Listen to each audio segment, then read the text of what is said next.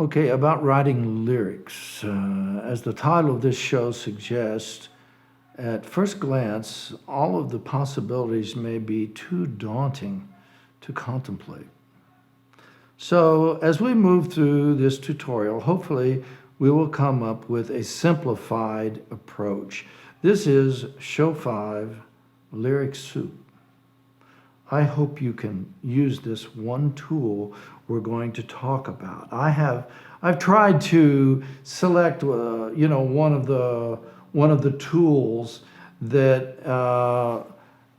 I couldn't find any other reference to this on the internet. So as far as I know, this is the only information available on this particular point. So I'm really good at lyric writing. So along the way, I might say something, it will enable you to make it your own.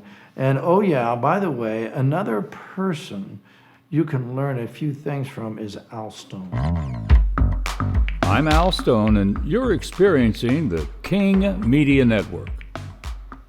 This is a stone's throw. Diego Mar is going to walk us through one or two songwriting tricks among the complicated labyrinth of song lyric writing. This tutorial is how to write a hit song. At the end of this show, there's a list of all the tutorials.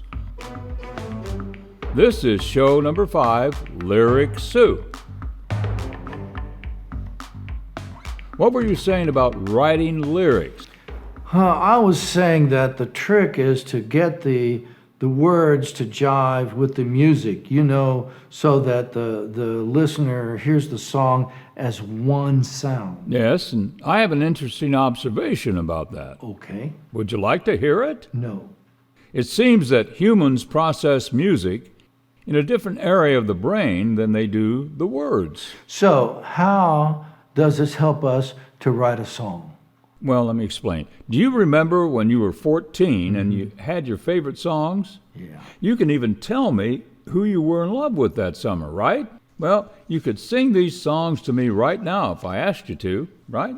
Right. There was never a time when you sat down with paper and pencil and wrote down the words of the song and then practiced them until you could sing along with the record, right? Just didn't do that. What you did was just listen to the song and subconsciously you started singing along, right? You never thought anything about what you were doing, but yet we all did it that way.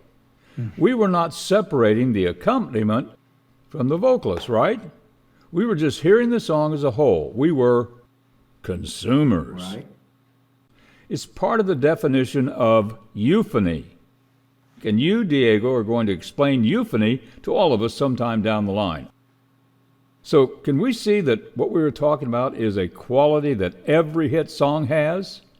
The quality is that the human perceives the song as one sound, and that there is a comfortableness or ease of listening for those 3.5 minutes. So how did these young songwriters do that?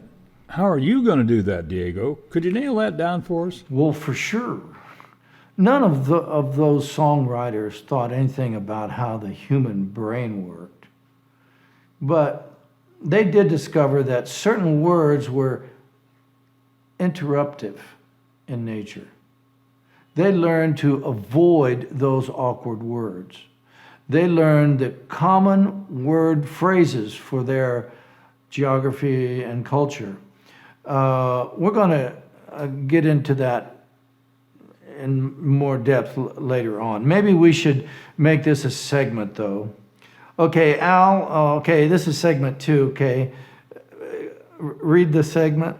It was our favorite song, but not to her. There is such a thing as euphony, okay? It means that the words have a pleasant sound, and that's what we are trying for, really. I mentioned euphony just a moment ago, so please tell us about Sadie. Okay, so I wrote this song, Sadie. It had this word in it that was somehow uncomfortable. I kept performing it, sitting on the edge of my bed, and every time I got to the word strawberries, it made me want to stop and try to change it. I knew it was interruptive. It was something awkward about it. it stifled the flow. I know it wasn't right just by hearing it. And I tried changing the melody. I tried syncopating it. And my conclusion was that you should never have the word strawberries in your song. Yeah, some words are like that. I have a fix for that. You want to hear it? No. Well, you go back and listen to all of the songs you like in that genre and try to get in the same frame of mind as those well-written songs. You're going to notice recurring phrases. Then, when you write a harsh-sounding word, you'll recognize it for what it is, a word that ruins the overall euphony of the song. The lyric may be sensible, very sensible and cleverly meaningful, but it's awkward. Remember, we want our fans to sing along unconsciously. We don't want her to try to analyze the words with one side of her brain while trying to enjoy the overall sound of the recording on the other side of her brain. I have a discovery that I'm dying to tell somebody about. Can I tell you about it? No. Okay, I don't know what you would call this. Maybe it would be a trick or an approach or something. So you write down on a piece of paper what you want to say, your message. Okay, it could be a blunt statement like "I love you." So you get real creative and change it to "I'm up all night thinking of you." Well, "I'm up all night thinking of you" is a positive statement. Okay, this phrase has some problems.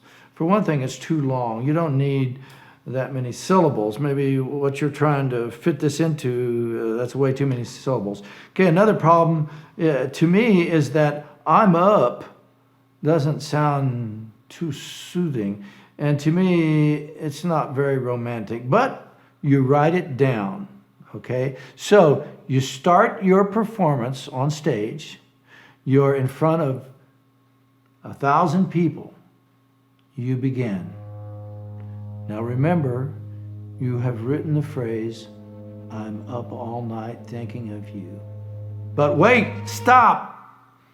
Don't start singing yet. Here is the trick. Change it to a negative construction. Make it, "I can't sleep for thinking of you." Yeah. Okay, I like that. Okay, so write that down. Okay, really big. Write that down on your paper that you have by the side of your leg.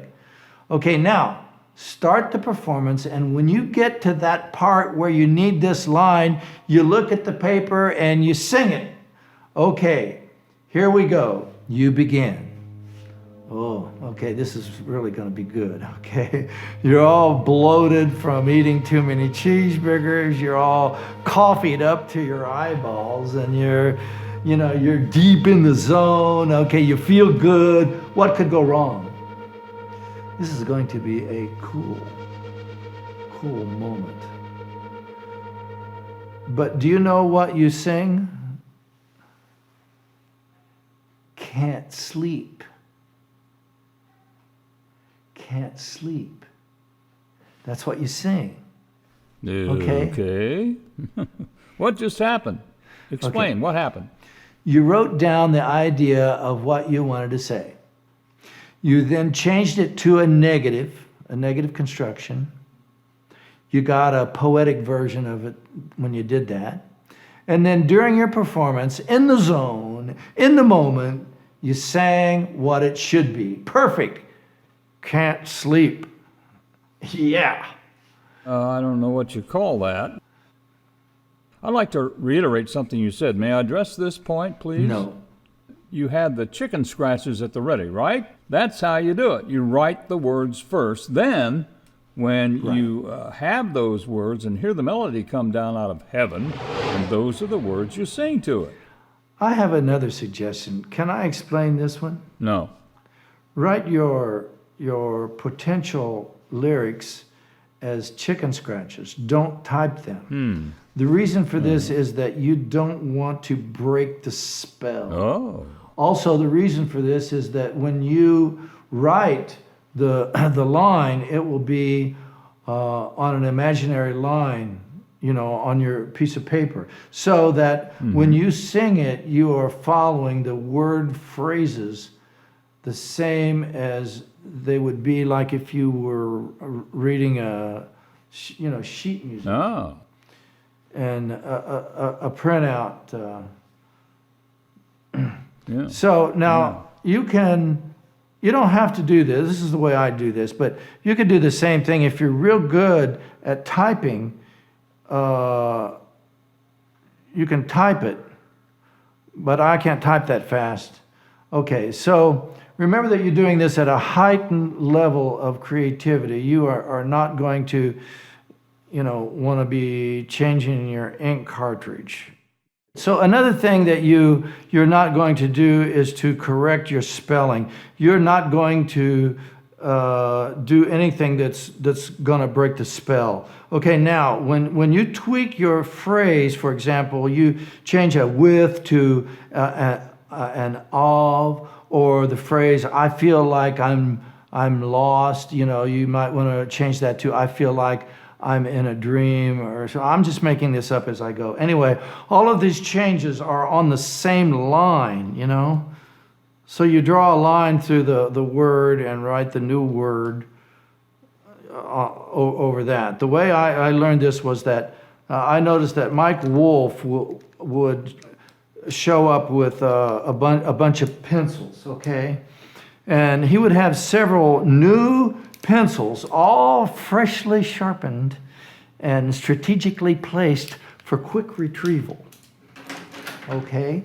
Then the pencil got dull. He would hurl it across the room and get another one. Okay? Oh, yeah. When Mike sat down to write, he didn't think about it. He would just write down what he'd already created in his head. Yeah, right. What we're doing here is a little different. We're developing a section of a song. We're tweaking it as we go. Every time we start from the beginning and get up to that next part and capture what we hear out of the air. That last pass was close, but not exactly right. The problem may be the number of syllables. Would you like the air sound? Or something. Yeah, I did, yeah. So we strike a line through that word and seek to find a word that fits. No typing, no rewriting the line. You just modify that line you're working with, correct? Yes, and this suits you just fine since you're a little bit dyslexic anyway, right? Yeah. If you're a natural songwriter and you fit the profile, you already do some of this. You already have your own version of this anyway. So we hope that this will serve to validate you as being the real deal.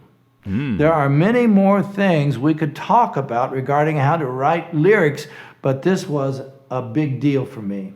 So if you want to get some great do's and don'ts, you can watch the video of Ralph Murphy. He is the real deal. When I grow up, I want to be Ralph Murphy. Yeah, me too. The URL to one of his videos is in the show notes. It's long, but you are sure to savor every word. Diego, would you like for me to close out the show 5 now? No. This is the King Media Network. You've been watching A Stone's Throw. Our tutorial is How to Write a Hit Song by Diego Marr. The name of this show is Lyric Soup. Now you can proceed to show 6. Never write something that sounds familiar. And show 6.5. Never pay any attention to the condemnative law number 6. Oh no, I can't believe you got me using words that don't exist. Thanks, Diego. Yeah, sure. Been a big help. I feel like we only scratched the surface. Yeah. We're going to ask you to go into greater depth on writing lyrics. Yeah, okay, good. Later on. Yeah, great. Thanks. So long.